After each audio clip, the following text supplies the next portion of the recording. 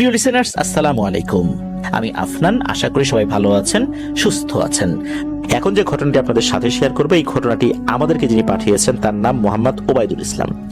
ওনার বাড়ি যশোর জেলার সদর উপজেলার 12 নং ফতেহপুর ইউনিয়নের সুলতানপুর গ্রামে। উনি যে ঘটনাটি শেয়ার করেছেন, এই ঘটনাটি উনি ওনার মেজ ফুপুর মুখ থেকে শুনেছিলেন। আর ঘটনাটি ঘটেছিল ওনার মেজ ফুপার এক চাচাতো ভাইয়ের সাথে, যার নাম হচ্ছে নওশের আলী। ঘটনাটি ঘটেছিল 1992 কি 93 সালের দিকে। ওই সময় শীতকাল, কোনো এক শীতের রাত্রে এই ঘটনাটির সূত্রপাত। তো এই যে মেজ ফুপু, এই মেজ ফুপুর বাড়িতে ওবায়দুল ইসলাম ভাই গিয়েছেন খুবই কম সংখ্যক বার, সর্বসাকুল্যে 5 বার গিয়েছেন আর কি।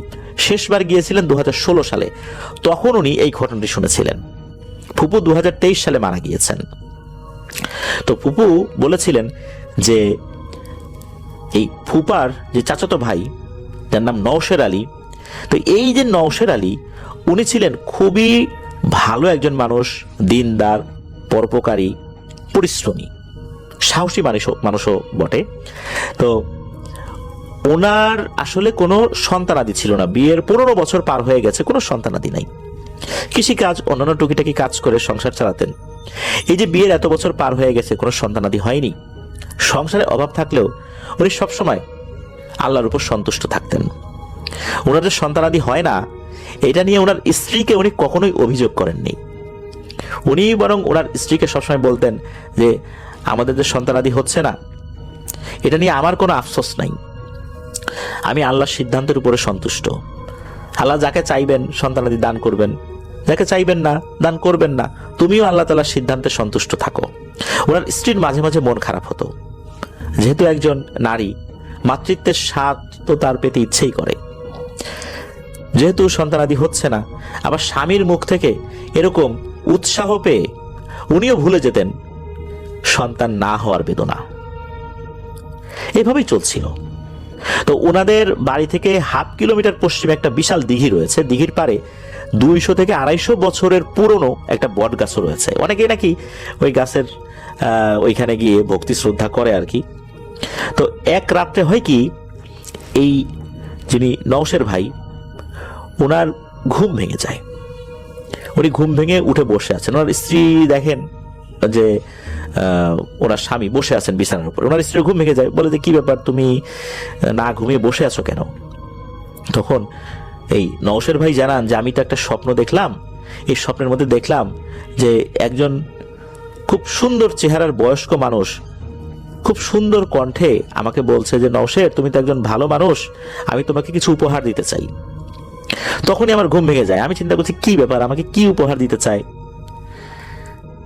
তখন ওনার স্ত্রী বলে যে তুমি মনে হয় কোনো দুঃস্বপ্ন দেখেছো, ঘুমিয়ে পড়ো। তো ওই রাত্রে মতো উনি ঘুমিয়ে পড়েছেন। পরের রাত্রে উনি সেম স্বপ্ন দেখেছেন।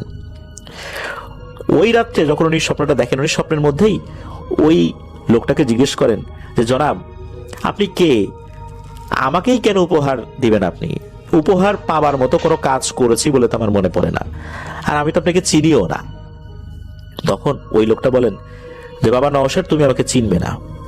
আমি দীর্ঘদিন ধরে ওই দিঘির ওই বট গাছে থাকি। আমি অনেক দিন ধরে একজন সৎ এবং যোগ্য মানুষের সন্ধানে ছিলাম। আমার কাছে মনে হয়েছে আমি সেটা পেয়ে গেছি। আমি তোমাকে আমার কিছু গচ্ছিত সম্পদ দিব। এই সম্পদগুলো আমি বংশ পরম্পরায় যুগের পর যুগ ধরে রক্ষণাবেক্ষণ করে আসছি। আমার বয়স হয়েছে, আর তুমি তো জানো যে প্রত্যেকটা প্রাণীকেই মৃত্যুর স্বাদ গ্রহণ করতে হবে। যে কোনো সময় আমারও মৃত্যু হতে পারে। আমার উপর অর্পিত এই আমানতগুলো যেন হাতছাড়া না হয়ে যায়, খারাপ লোকের হাতে না পড়ে, কোনো তান্ত্রিকের হাতে না পড়ে। এই জন্য আমি একজন ভালো মানুষকে এটা দিয়ে যেতে চাই। তুমি এই জিনিসটা পাবার পর কিছুটা অংশ নিজের কাছে রাখবে, বাকিটা গরিব দুঃখীর মধ্যে বিলিয়ে দেবে। আমাদের কিছু সীমাবদ্ধতা রয়েছে, চাইলেই আমরা নিজেদের হাতে সেটা করতে পারি না। এই জন্য ভালো কোনো সৎ মানুষের সাহায্য আমাদের প্রয়োজন হয়। এই জন্যই তোমাকে আমি উপহারটা দিতে চাই।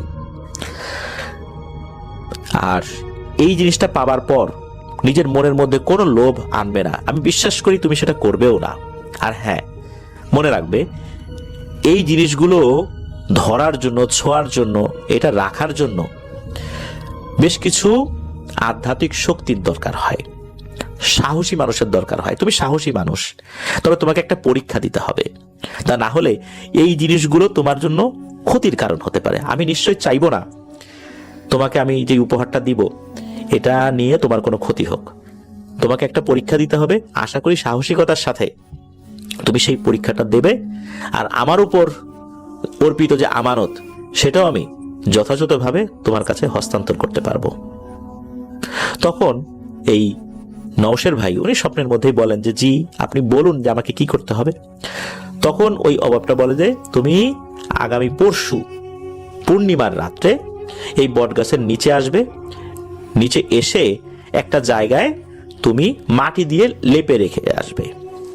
দিনের বেলাতেই এটা করবে, আর রাত 12টার পরে, মানে যেই রাত্রে পূর্ণিমা হয় ওই দিন দিনের বেলাতে গিয়ে মাটিতে লেপে আসবে।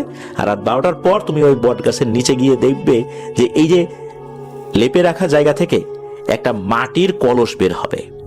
তুমি তোমার দুই চোখে যাই দেখো না কেন বাবা, তুমি কিন্তু ভয় পেও না। ভয় পেলে কিন্তু তোমার ক্ষতি হবে।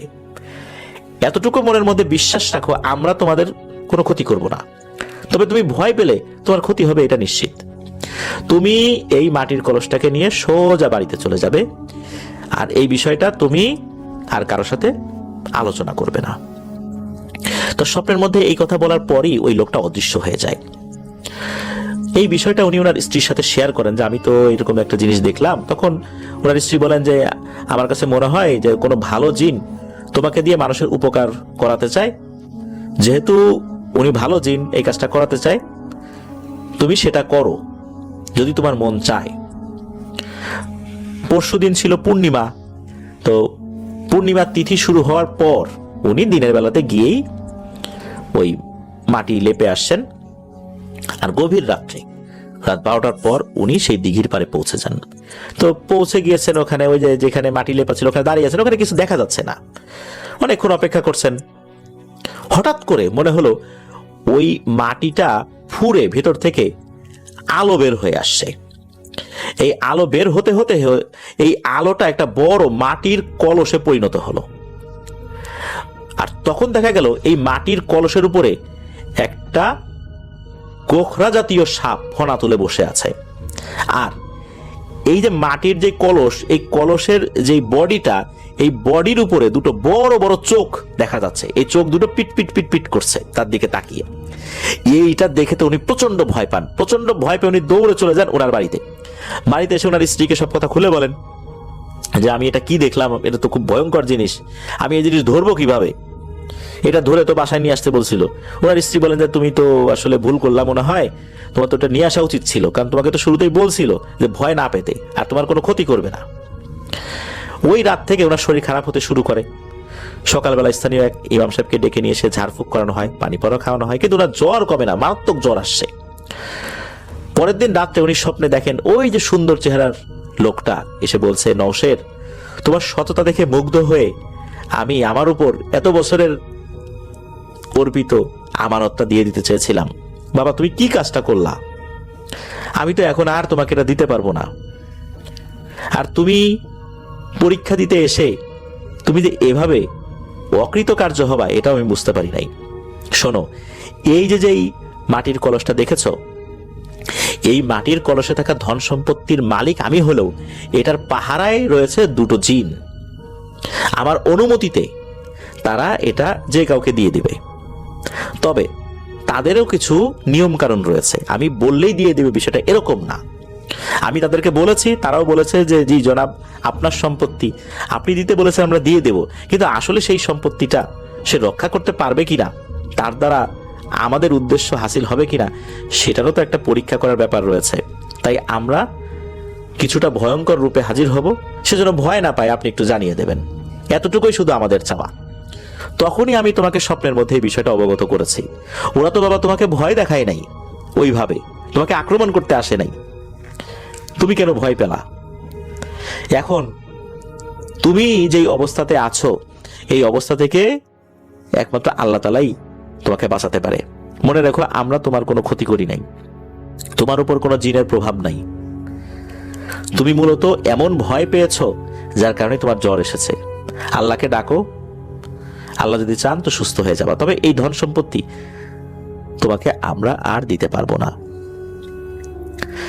এই বলে স্বপ্নের মধ্যেই ওই অবয়বটা গায়েব হয়ে যায়। তো এরপরে ওনাকে ডাক্তার দেখানো হয়েছে, কিন্তু উনি আর সুস্থ হয়ে ওঠেন নাই। এই ঘটনা 2 মাস পরে উনি মারা যান। যতগুলো কবিরাজ দেখানো হয়েছিল সবাই বলেছিল ওনার উপর কোনো জিনের আসর নাই। আদতে জিনের আসর আছে কিনা তার উপর জিন হাজির করার চেষ্টাও করা হয়েছিল, কিন্তু কোনো লাভ হয়নি।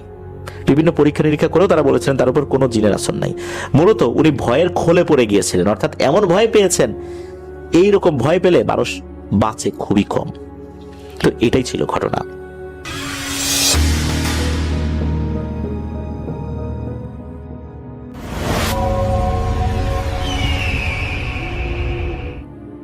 আসসালামু আলাইকুম রাসেল ভাই, আশা করি ভালো আছেন। আল্লাহর রহমতে আমি অনেক ভালো আছি। তো আজকে চমৎকার একটি ঘটনা নিয়ে হাজির হয়ে গেছি। তো ঘটনাটা হচ্ছে আমার চাচাতো ভাইয়ের সাথে ঘটা। সে আমার বড় ভাই। তো ওর সাথে ঘটনাটা ঘটা। যখন ঘটনাটা ঘটে তখন আমি সেখানে উপস্থিত ছিলাম। তো ঘটনাটা হচ্ছে 2016 সালের, তখন আমি ক্লাস 5-এ পড়তাম। তো বর্ষার সময় আমি আমার ওই বড় ভাইদের বাসায় বেড়াইতে যাই। তো বড় ভাইয়ের আব্বু আমার চাচা হয়, আমি ওনারে মাইজাব্বা বলে ডাকি। তো ওখানে গেলাম তখন বর্ষার সময়। এখানে যাওয়ার পরে বড় ভাইয়ের সাথে সারাদিন আড্ডা দিলাম। আড্ডা দেওয়ার পরে রাত হয়ে গেল। তো রাত্রে আমরা বাসায় আসলাম। বলে রাখা ভালো, বাসায় ওইদিকে মানে বর্ষার সময় তো মানে বৃষ্টি হয়ে মানে পুরা মানে মাঠ টাট সব লোড হয়ে গেছে বৃষ্টির পানিতে। তো ওই ভাইয়াদের বাসায় যখন ঢুকতে হয় তখন ওইখানে হচ্ছে মনে করেন হচ্ছে অনেক বৃষ্টির পানি জমে গেছে। তো এই জন্য তো রাত্রে তো পানির ভিতর দিয়ে যাওয়া যাবে না, এই জন্য ওরা ওই যে গ্রামের ভাষায় যেটারে সাঁকু বলে, ওই সাঁকু বানাইছে। তো সাঁকু বানানো আছে। তো রাত্রে ওইটার উপর দিয়ে আমরা বাসায় প্রবেশ করলাম। ঢোকার পরে টিভি দেখছিলাম। ওইখানে টিভি দেখছিলাম। আর বলে রাখা ভালো, বাসার বর্ণনাটা হচ্ছে মনে করেন একটা পাড়া আছে, ওই মানে ওই পাড়া থেকে ফুল আলাদা।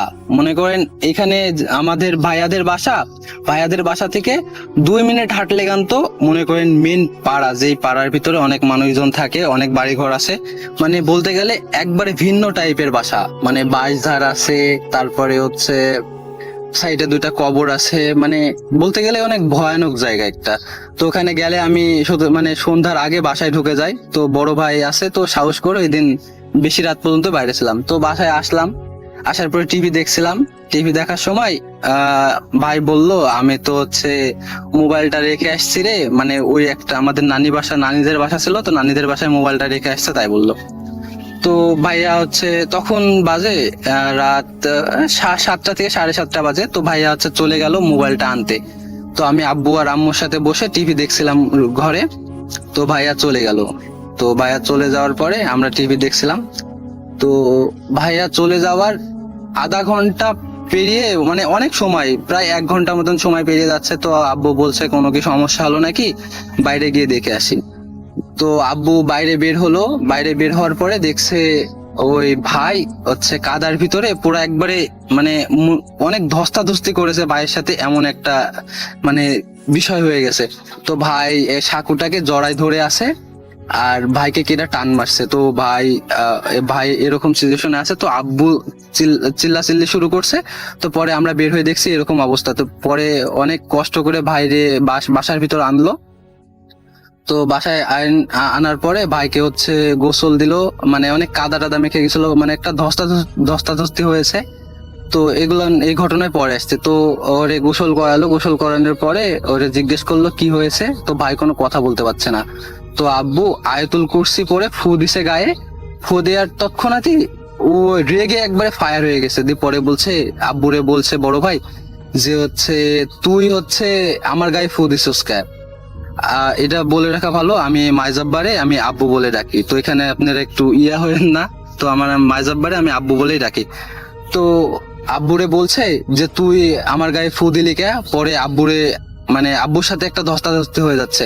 তো পরে এটা হয়ে যাচ্ছে। তো পরে আব্বু হচ্ছে ওরে কষ্ট মষ্ট করে রাখছে। রাখার পরে আম্মুরে বলছে যে তুমি হচ্ছে করো, হচ্ছে মানে ওই পাড়া যে পাড়া আছে পাড়ার ভিতরে একজন মানে টুকটাক কবিরাজি করে, মানে অত ভালো কবিরাজি করে না, তো ওরে ডাকতে বলছে।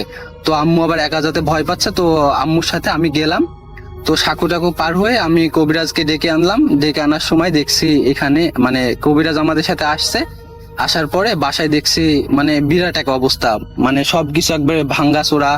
মনে করেন উঠানে স্যাঁতসেঁতে কাদা আছে, ওই কাদার ভিতরে অনেক ধস্তাধস্তি হয়েছে। তারপরে উর্সা থাকে, আমরা যেটা মানে উর্সা বলি, উর্সার ওইখানে মনে করেন বাঁশ আছে, বাঁশ দিয়ে খুঁটি করা আছে, তো ওই খুঁটি ভাঙ্গা দেখছি। পরে কোন রকম ভাবে দেখছি আব্বু ওই গামছা দিয়ে ওরে পিসমোড়া ভাবে বেঁধে রাখছে, তো পরে ওই খুঁটিটাই ভেঙে ফেলছে ভাই। তো পিসমোড়া করে বেঁধে রাখছে। পরে ওই কবিরাজ আসলো, আসার পরে বলছে, জিজ্ঞেস করছে তুই কেডা। তো পরে ও কোনো কথাবার্তা বলছে না, দিয়ে পরে বলছে তুই কেডা। তো এরকম অনেক মানে অনেক কথাবার্তা বলার পরে ওই মানে ভাইয়া ওই কবিরাজরে গালাগালি করছে, মানে আকাশটা ভাবে গালাগালি করছে যে তুই চলে যা। তো পরে ভাই ওই কবিরাজটা বলছে যে হচ্ছে শেষবারের মতন বলছে তুই কেডা বল, না হলে তোকে হচ্ছে আমি বোতল বন্দি করবো। তো তখন হচ্ছে তাও কিছু বলবে না। তো অনেকক্ষণ পরে বলল যে আমি এই হচ্ছে এই বাঁশঝাড়ের এখানে থাকি, তো বর্ষার সময় আসছে, আমি হচ্ছে ওইখানে বসে মাছ খাচ্ছিলাম, কাদার ভিতর বসে মাছ খাচ্ছিলাম, আর ওই হচ্ছে সাঁকুর উপর দিয়ে যাচ্ছিল, তখন আমার দিকে লাইট মারছে, আমি বিরক্ত হয়েছি, এই জন্য আমি ওকে ধরছি, ওকে আমি ছাড়বো না, ওকে আমি মেরে ফেলবো। পরে এই কথা বলার পরে বাঁশটা ভেঙে উঠানের উপরে মানে স্যাঁতসেঁতে কাদা আছে, ওই কাদা তুলে ও খাতে লাগছে। আমার বড় ভাই কাদা তুলে খাচ্ছে, তো এই কাদা তুলে একসা খাচ্ছে। তো এই পর্যায়ে কবিরাজ পুরা মানে দেখে অবাক, কারণ ওই কবিরাজ অতটাও মনে করেন ভালো মানে কবিরাজ না, মানে জানে টুকটাক মানে বাচ্চা টাচ্চা মানে হলে ফুটো দেয় এরকম কবিরাজ। তো পরে ওটা দেখে ও থমকে গেছে। পরে ওরে হচ্ছে আমার বড় ভাইরে বললো যে ওরে সবাই মিলে ধরে বাঁধে রাখেন, আমার দ্বারা এটা সম্ভব না, আমি পারবো না। তো ওই রাত্রে আমার মামারে ফোন দিল, মামা আবার হচ্ছে সবকিছু জানার পরে একটা বড় কবিরাজ আনলো। তো কবিরাজ আনতে আনতে রাত 2টা বেজে গেছে। তো বড় কবিরাজ যখন বাড়িতে এসে পৌঁছায় তখন রাত 2টা বেজে গেছে। আর কবিরাজ আসার আগে এই সন্ধ্যার সময় থেকে পুরা ওই যে রাত 2টা পর্যন্ত যা হাল করছে এটা আমি নিজের চোখে দেখছি। আমি ভয়ে আমার লোম খাড়া হয়ে গেছে। ও দেখছি কাদা খাচ্ছে, এই সুইটি বেড়াছে, তো পরে বাইন্ধে রাখছে, পরে বাঁশ ভাঙ্গি ফেল দিবে এরকম একটা সিচুয়েশন হয়ে গেছে। তো পরে ওই ভাই বেঁধে রাখার অবস্থা একটু শান্ত আছে। পরে কবিরাজ যখন বাড়িতে পা রেখেছে, বড় কবিরাজ যখন বাড়িতে পা রেখেছে, তখন এই কবিরাজকে আবার গালি দিতে লেগেছে, মানে আকাশটা ভাবে গালি গালাজ করছে। পরে ওই কবিরাজ আসলো, আসার পরে ও মানে আব্বুরে বললো যে 2টা মোমবাতি আনেন, আর হচ্ছে মিষ্টি, যে কোনো ধরনের মিষ্টি 1 বা 2 কেজি আনেন। তো পরে আব্বু হচ্ছে ওইখানে আমার ওই পাড়ার ভিতরে একটা দোকান ছিল, মানে বাড়ির সাথে দোকান। তো ওই বাড়িওয়ালা আবার হচ্ছে আমাদের রিলেটিভ হয়, তো ওই বাড়িওয়ালাকে সব মানে জানানোর পরে মানে আসলে কি মানে এই ঘটনাটা ঘটে গেছে পাড়ার বেশির মানুষ জানে না, কারণ আমাদের বাড়িটা বলে রাখছি যে আমাদের বাড়ি থেকে ওই যাতে মনে করেন আরো 5-6 মিনিট মানে 2 মিনিট মতন লাগে, আগে বলছে। তো পরে জন্য ওরা কেউ জানে না। দিয়ে পরে ওরা জানার পরে ওই বাড়ির থেকে ওই দোকান থেকে মোমবাতি নিছে 2টা, নেওয়ার পরে হচ্ছে করছে ওই মিষ্টি, তো এখন এই রাত্রে পাওয়া যাবে না, তো আমাদের নানির বাড়ির পাশে ওই হচ্ছে মিষ্টি তৈরি করে, জিলাপি মিষ্টি এগুলা সব তৈরি করে একটা মানে ফ্যাক্টরির মতন আছে ছোটখাটো মানে বাড়ির।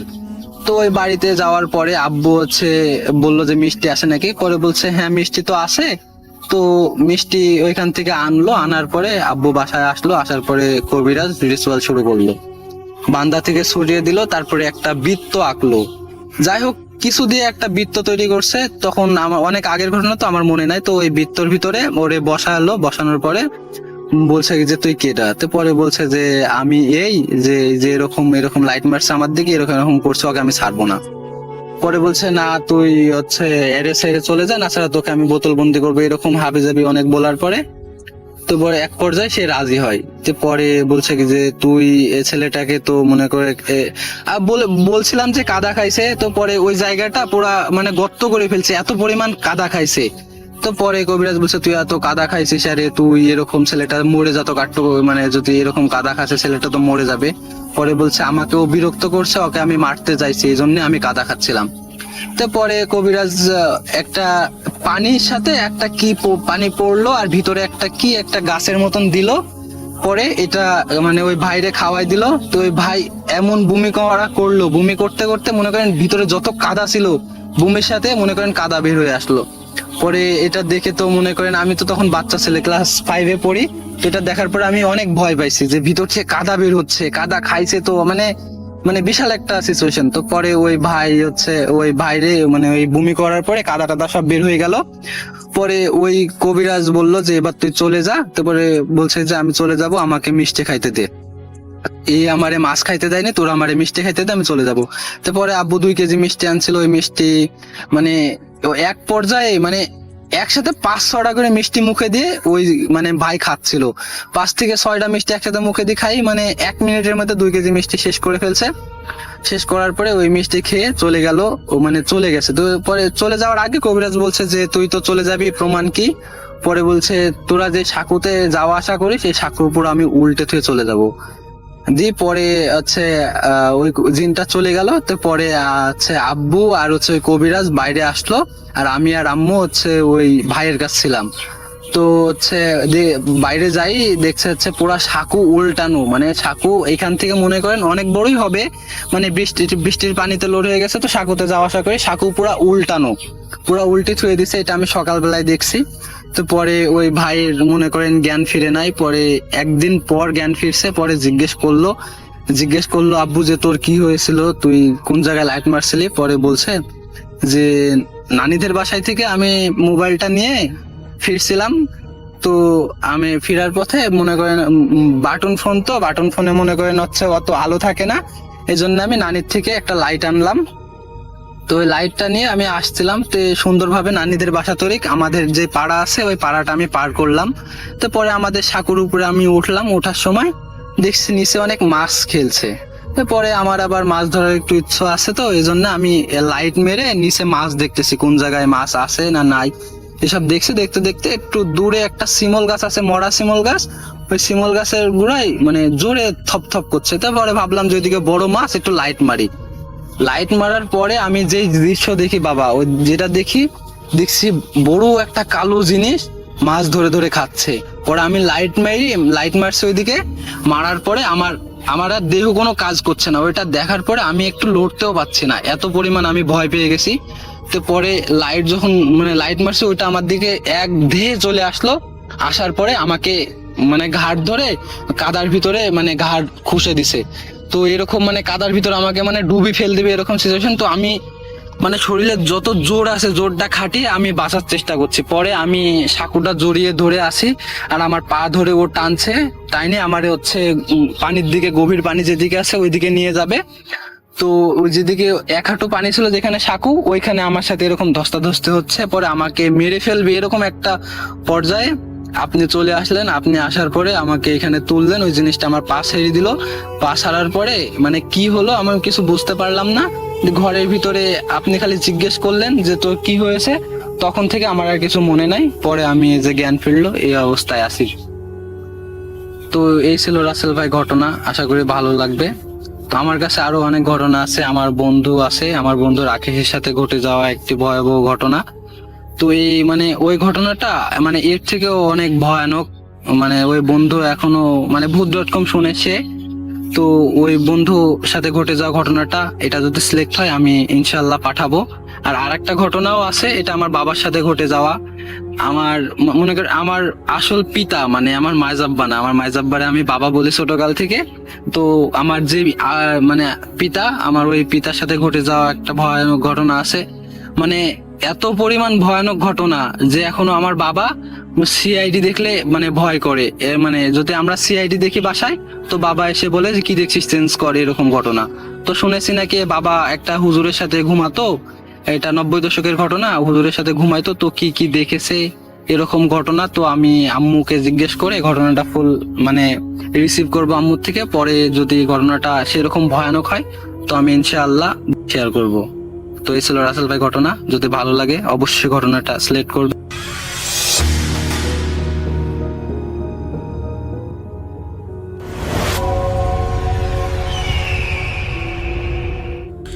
হ্যালো লিসেনার্স, আসসালামু আলাইকুম। আশা করি সবাই ভালো আছেন আর ভালোর দলেই আছেন।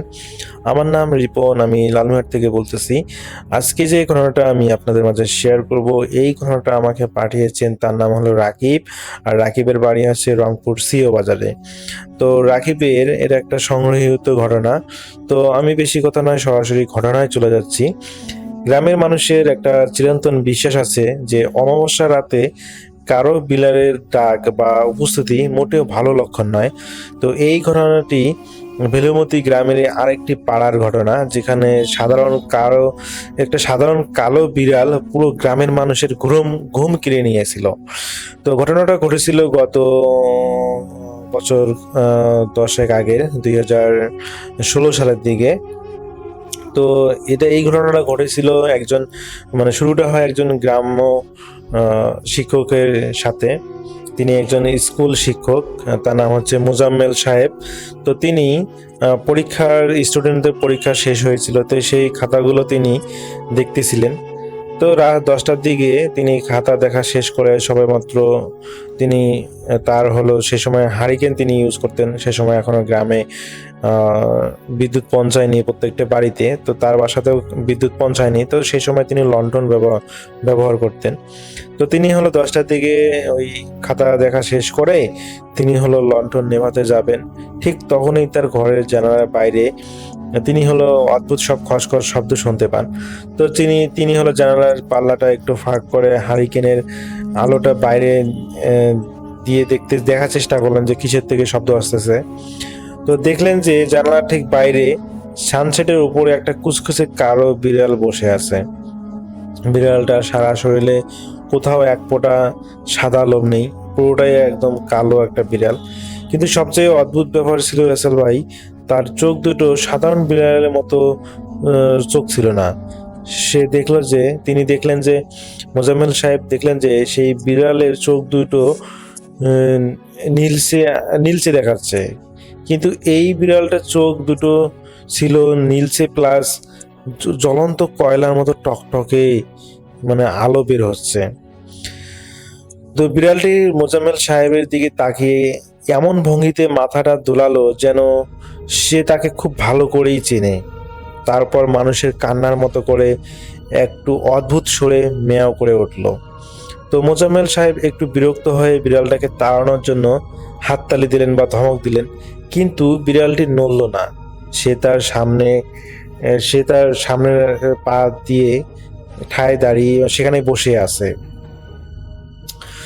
তো তিনি 3বার ঠকঠক জানালার মধ্যে কাঠের মধ্যে এই শব্দ করলেন যাতে বিড়ালটা ভয় পেয়ে পালায়, কিন্তু রাসেল ভাই সে পালালো না। তো এর ঠিক কিছুদিন পর গ্রামে একটা অদ্ভুত খবর রটে গেল যে মোজাম্মেল সাহেবের ঠিক পাশের বাড়ির এক বৃদ্ধা রাতে ঘুমের মধ্যেই নাকি মারা যান। গ্রামের মানুষ বিষয়টাকে স্বাভাবিক ভাবলেও মোজাম্মেল সাহেবের মনে একটা খটকা লাগলো। ওই বৃদ্ধ মারা যাওয়ার ঠিক আধা ঘন্টা আগে নাকি তাদের টিনের চালে একটা কালো বিড়াল অনবরত নখ দিয়ে আছাড় কাটতেছিল।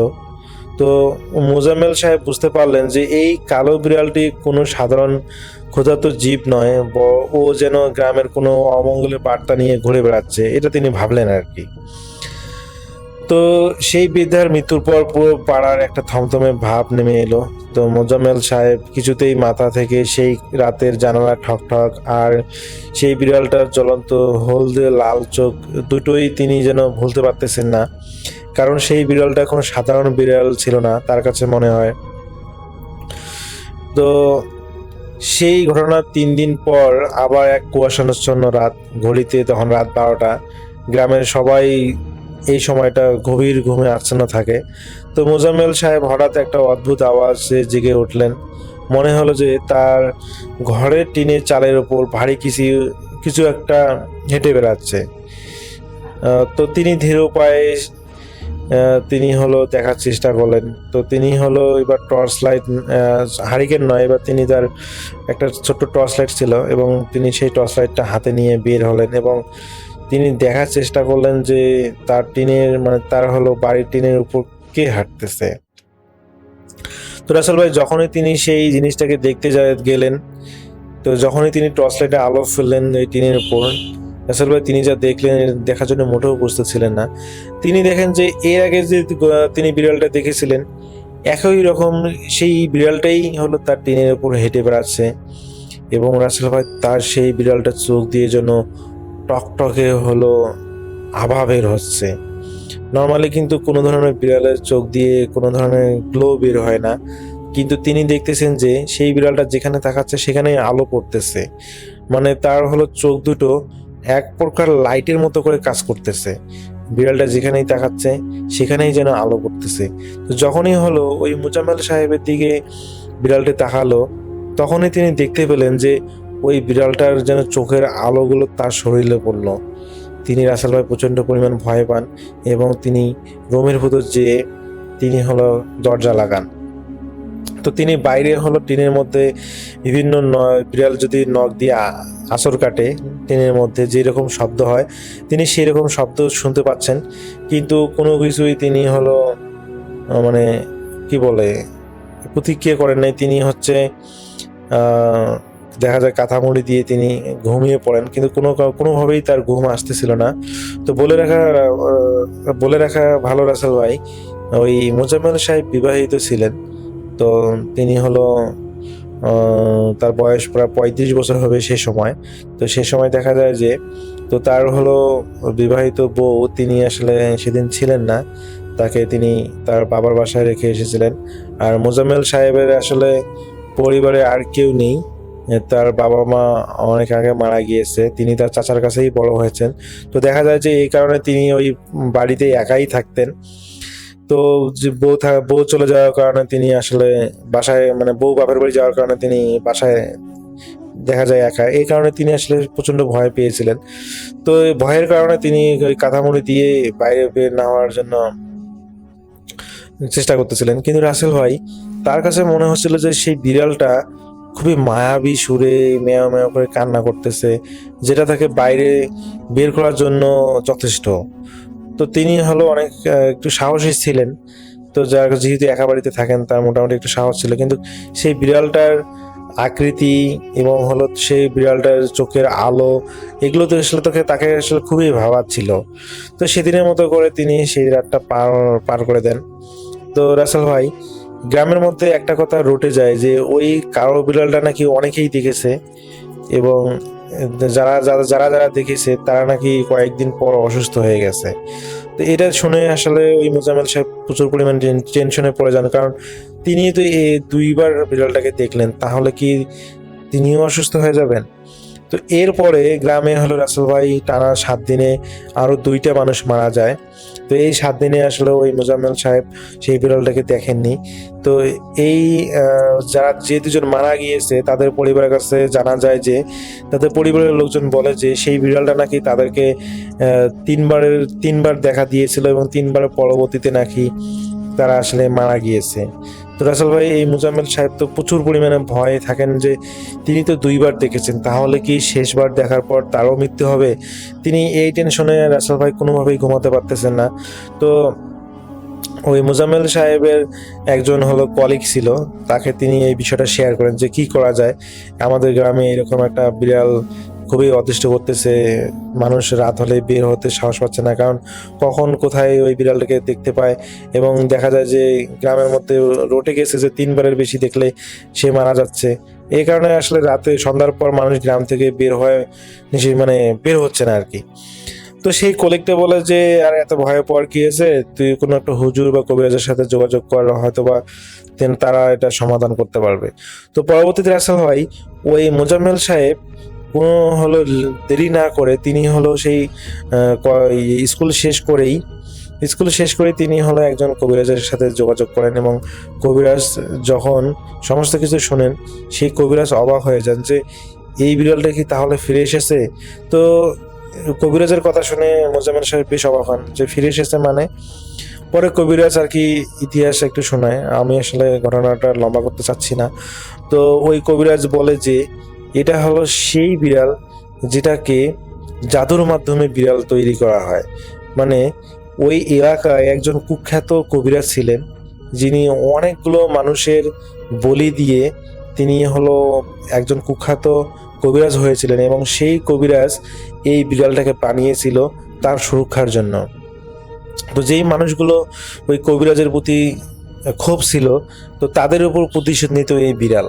এটা ছিল সেই বিড়াল। তো পরবর্তীতে ওই কবিরাজ বৃদ্ধ হওয়ার পর, মারা যাওয়ার পর, এই বিড়ালটা নাকি নিখোঁজ হয়ে গিয়েছিল। এটাকে নাকি আর কোথাও দেখা যায়নি। তো কিন্তু সেই কবিরাজ বলেছিল যে সে মারা গেলেও নাকি এই বিড়ালটা তাকে পাহারা দেবে। তো এটা কেন ফিরে এসেছে সেটা নিয়ে এখন কবিরাজ টেনশন করতেছে। তো পরবর্তীতে কবিরাজ বলে যে আপনি বাসায় চলে যান, আমি সন্ধ্যার সময় আপনার বাসায় চলে আসব। তো মোজাম্মেল সাহেব বাসায় চলে আসে এবং সন্ধ্যার সময় ওই সেই কবিরাজটা চলে আসে এবং আসার পর তিনি ওই এলাকায় একটু ঘোরাফেরা করেন এবং ঘোরাফেরা করে তিনি যেটা বুঝতে পারেন যে হ্যাঁ, এটা সেই বিড়াল যেটা ওই কুখ্যাত কবিরাজের ছিল, তৈরি করা একটা বিড়াল ছিল।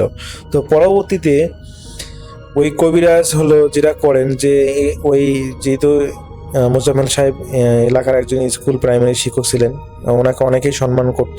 তো উনি কি করেন, এলাকার অনেক মুরব্বীদেরকে ডাকেন তাদের বাসা, ওই মোজাম্মেল সাহেবের বাসায়।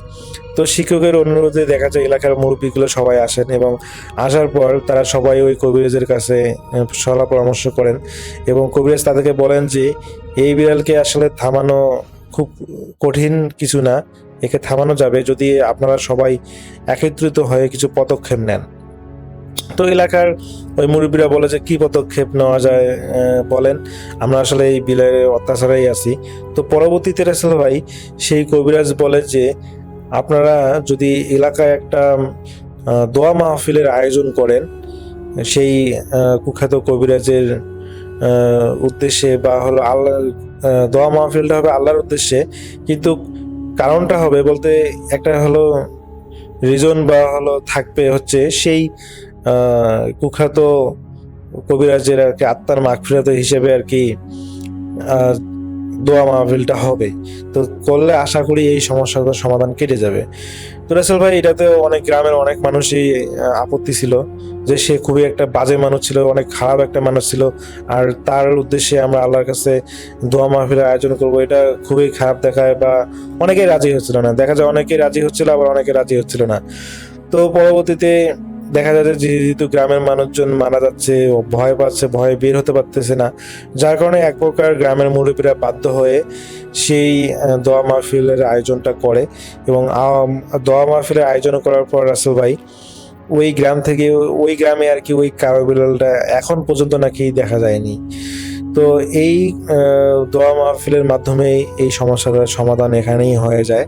তো রাসেল ভাই এটাই ছিল প্রধান ঘটনা, যে ওই বিড়ালটা আসলে কেন ফিরে এসেছিল সেটা আসলে কেউ জানে না, শুধু হয়তোবা সেই কবিরাজ জানে, কিন্তু কবিরাজ এই বিষয়ে কিছু বলেনি। কিন্তু তিনি যেহেতু দোয়া মাহফিলটা করতে বলেছেন, তো এই দোয়া মাহফিলের পরে আর কি এই সমস্ত সমাধান লাঘব হয় আর কি। তো এটাই ছিল রাকিবের ঘটনা। এটা এই মোজাম্মেল সাহেবের এলাকার একটা ঘটনা, এটা ভেলমতি গ্রামের পাড়ার একটা ঘটনা। তো রাসেল ভাই যদি ভালো লাগে থাকে তাহলে শেয়ার করবেন। এটাই ছিল আমার ঘটনা।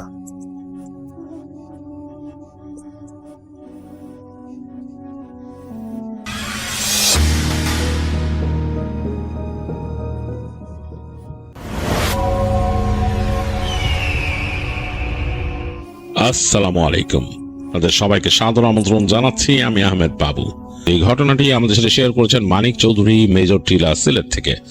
মানিক তার এক বড় ভাইয়ের কাছ থেকে শোনা একটি ঘটনা আমাদের কাছে শেয়ার করেছেন। তিনি আমাকে অনুরোধ করেছেন আমি যেন আমার মতো করে ঘটনাটি আপনাদের কাছে প্রেজেন্ট করি। তা আমি চলে যাব মানিকের পাঠানো ঘটনায়। 80-র দশকের কথা। তখন বাংলাদেশের কোন একটা জেলার থানা পর্যায়ের পোস্ট অফিসে চাকরি করতেন একজন ভদ্রলোক, যার নাম ছিল জহুরুল। তো সেই সময় বা এখনো যারা পোস্ট অফিসে চাকরি করতেন তাদের কাজের পরিধি অনেক বেশি ছিল, কারণ অনেক কাজ করতে হতো তাদের বিভিন্ন রকমের কাজ ছিল। বিভিন্ন অফিসিয়াল ম্যাটার হ্যান্ডেল করা থেকে শুরু করে সেই তাদের এই চিঠিপত্র যা আসতো সেগুলোকে সর্ট আউট করা এবং সেগুলোকে ডিস্ট্রিবিউটের দায়িত্ব পড়তো তাদের কাছে। থানা পর্যায়ের পোস্ট অফিস তখন তো সব গ্রামে পোস্ট অফিস হয়ে ওঠে নাই, আমার মনে হয় না এখনো আছে। যাই হোক, তো সেই চিঠিগুলোকে সব সর্ট আউট করে সেগুলোকে জায়গা মতো পৌঁছে দেওয়ার দায়িত্ব তাদের উপরে পড়তো। তো জহুরুল সাহেব অনেক পরিশ্রম করতেন, তিনি থাকতেন গ্রামে। তো সেখান থেকে প্রতিদিনই তিনি তার পোস্ট অফিসে আসতেন কাজ করতে। তার একটা বাইসাইকেল ছিল, সেটা তার নিজস্ব বাইসাইকেল এবং খুব শখের একটা সাইকেল, সেটাকে তিনি খুব যত্ন করে রাখতেন। সেটা নিয়ে আসতেন প্রতিদিন অফিসে এবং এসে কাজ করতেন। তো একদিনকার ঘটনা, তিনি এসছেন, এসে তার মতো সারাদিন কাজ করছেন এবং দুপুরে তাদের পরিদর্শনে একজন মানে তাদের একজন উচ্চ পর্যায়ের কর্মকর্তা আসার কথা। তো সেই কারণে তাদের ওখানে বেশ হইচই পড়ে গেছে। দেখা গেল যে সবাই ব্যস্ত সেটা নিয়ে এবং তাদের যে মাস্টার ছিলেন তিনি বললেন যে আপনি এই এদিকটা দেখেন, এই ইত্যাদি ইত্যাদি বিভিন্ন কাজে তাকে এনগেজ করে দিল। তো জহুরুল সাহেব একটু বিরক্ত, কারণ তার অনেকগুলো কাজ ছিল। তিনি মানে এই চিঠি সর্ট আউট করছেন, এগুলো নিয়ে যাবেন এবং তিনি দেখেছেন যে এখানে তার কাছে প্রতিদিনই প্রায় প্রতিদিনই একজন ভদ্রলোক আসতো, বয়স্ক একজন ভদ্রলোক এসে বলতো যে আমার কিছু কাগজ আসার কথা, বিশেষ করে আমার পেনশনের একটা ফাইল আসার কথা, একটু দেখবেন কাইন্ডলি এটা আসছে কিনা, খোঁজ নিত আর কি লোকটা। তো জহুরুল সাহেবের একটু মায়া লাগতো, কারণ জহুরুল সাহেবের বাবাও বেশ বয়স্ক, পেনশন নিয়ে অনেক কষ্ট পেয়েছেন। তো তিনি এটা নিয়ে মায়া করতেন। তিনি তাকে বলতো চাচা আসলে অবশ্যই অবশ্যই আমি নিজ দায়িত্বে আপনার কাছে পৌঁছাই দেবো, চিন্তা করেন না। তো তিনি ওইটা নিয়ে একটু টেন্স থাকতেন, যে চোখ রাখতেন যে ওই লোকের কাগজ আসছে কিনা। এছাড়াও আরো অনেক কাগজ আছে, অনেক চিঠিপত্র আসতো। যাই হোক, জহুরুল সাহেব মোটামুটি একটু বিরক্ত, যেহেতু তার এই কাজ ছেড়ে উঠতে হয়েছে। তো তারপরও তাকে তাদের এই যেহেতু তার যিনি বস বলে গেছেন সেটাতে ইনভলভ হয়ে যেতে হয় কাজকর্ম। তো দেখা গেলো যে তাদের সেই পরিদর্শন শেষ হলো এবং সেই যে উচ্চ পর্যায়ের যিনি ছিলেন তিনি আসছেন, এসে ভিজিট করে এক সময় চলে গেলেন। তখন দুপুর গড়ায় গেছে, মানে লাঞ্চ টাইম শেষ। তো এই সময় যে দুই একজন মানুষ যারা ছিল কাজ করে খেতে বসছে, তো জহুরুল সাহেবও খেতে বসলেন। খাওয়া দাওয়া শেষ করে দেখলেন যে বেশ মানে বেলা হয়ে গেছে। তো তিনি ভাবছেন যে আমি কি চিঠিগুলো নিয়ে বসবো নাকি কালকে আবার শুরু করব কাজ। তো তারপরও তিনি যেহেতু খুব কর্মঠ মানুষ, তিনি কাজ ফেলে রাখতেন না। তিনি তার হাতটা ধুয়ে তিনি চলে গেলেন তার কাজে দেখতে। তিনি চিন্তা করলেন যে জরুরি কি কি চিঠি আছে, এগুলো নিয়ে তিনি মাথা ঘামাবেন। তো এগুলো সর্ট করতে করতে তিনি হঠাৎ করেই পেলেন যে ওই যে মনে হলো এরকম একটা মোটা ফাইল এবং সেই যেখান থেকে আসছে তিনি বুঝলেন যে এটা ওই কোনো একটা অ্যাকাউন্টস ডিপার্টমেন্টের চিঠি। তো বুঝলেন যে এটা হয়তো কারো ইম্পর্টেন্ট। তিনি ওই ভদ্রলোকের নাম মিলালেন যিনি খুঁজেন, প্রায় প্রতিদিনই এসে খুঁজতেন। কয়েকদিন ধরে আবার সেই ভদ্রলোক আসতেছেন না। জহুরুল সাহেব শেষবার তাকে বলছিলেন, মানে শেষ যেবার আসছে, যে চাচা আপনি চিন্তা করেন না, আমি দায়িত্ব না, আমি আপনাকে পৌঁছায় দিব। তো তিনি তাড়াতাড়ি ওনার নাম বের করলেন, খুঁজে দেখলেন যে হ্যাঁ এটা তো তারই চিঠি, এটা এসে বসে আছে। তিনি মানে খুব তাগিদ ফিল করলেন, তাড়াতাড়ি চিঠিটাকে গোছাইলেন, চিন্তা করলেন যে এটা তো আজকেই দিতে হবে, কোনো উপায় নেই। কারণ তাকেই কিন্তু এগুলো বিলি করতে হইতো, কারণ ওখানে কিন্তু আলাদা আলাদা ওরকম ডিপার্টমেন্ট নাই। তো তিনি চিন্তা করলেন যে এটা যেহেতু আমি নিব, আরো দেখি ওখানে আশেপাশে আর কি আছে। তো খুঁজে খুঁজে খুঁজে তখন মানে এক পর্যায়ে তাকে বসেই যেতে হলো আসলে মানে কাজে, কারণ চিঠি তো আর এইভাবে পাওয়া যায় না। এই খুঁজে খুঁজে দেখলেন যে ওই সেই গ্রাম বা আশেপাশের গ্রামে কি কি চিঠি আছে। আর তখন কিন্তু অনেক চিঠিতেই যোগাযোগ হতো, কারণ তখন কিন্তু অন্যরকম যোগাযোগের ব্যবস্থা খুব কম। এই টেলিফোনে কল করলে বুক করে কল করতে হতো, আর এছাড়া এখনকার মতো তো সিস্টেম ছিলই না। যাই হোক, তিনি বেশ কিছু চিঠি পেয়ে গেলেন, মানে তার সেই চিঠি মানে গোছাতে করতে বেশ কিছু চিঠি পেলেন। তো চিন্তা করলেন যে এগুলো দিব। অলরেডি তখন তিনি তাকায় দেখতেছেন বিকাল গড়ায় সন্ধ্যা হয়ে গেছে। তিনি চিন্তা করলেন যে তার বাসা যেই অঞ্চলে, বিশেষ করে এই যে চিঠিটা যিনি নিয়ে যাবেন তিনি, ওই যে বৃদ্ধ মানুষের চিঠি, সেটার থেকে তার বাসা পুরোই উল্টা দিকে এবং ওই জায়গাটা অনেক দূরে, মানে ওটা ভালো দূরে যেখানে নাকি চিঠিটা। তো তার খুব মায়া লাগলো, তার বাবার কথা মনে পড়লো। তিনি চিন্তা না আমি চিঠি নিয়ে যাই, এবং আশেপাশের চিঠিগুলো তিনি নিলেন, বললেন যে যাই এগুলো সব দিয়ে তারপর যাই, হোক আজকে রাত হোক। এরকম চিন্তা করতে করতে তিনি বেরোলেন।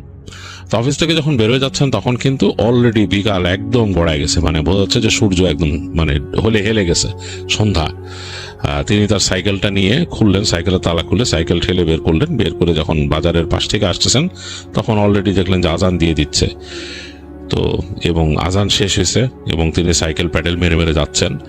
তাদের ওখানকার বাজার পার হয়ে যখন নাকি রাস্তায় উঠলেন, গ্রামে যাওয়ার যে সোজা রাস্তা একটা, সেই রাস্তাটা একটা মাটির রাস্তা আর কি, মানে রাস্তাটা কিন্তু তখনও পুরো পাকা হয় নাই, মানে মাটি ফেলে তারপর ইট বিছানো হয়েছে এবং তার উপরে আবার মাটি ধুলা এগুলো পড়ে আছে এবং রাস্তার দুই পাশে ঢাল, দুই পাশে ঢাল এবং দুই ঢাল দিয়ে নেমে গেলে দূরে বিশাল বিস্তৃত ফসলের মাঠ এবং একদম ফাঁকা। তো এইখান থেকে তিনি সাইকেল চালাতে বেশ পছন্দ করেন, যদিও খুব প্লেন ভাবে সাইকেল চলেন, একটু লাফায় লাফায় চলে, কিন্তু তার কাছে বেশ মজা লাগে।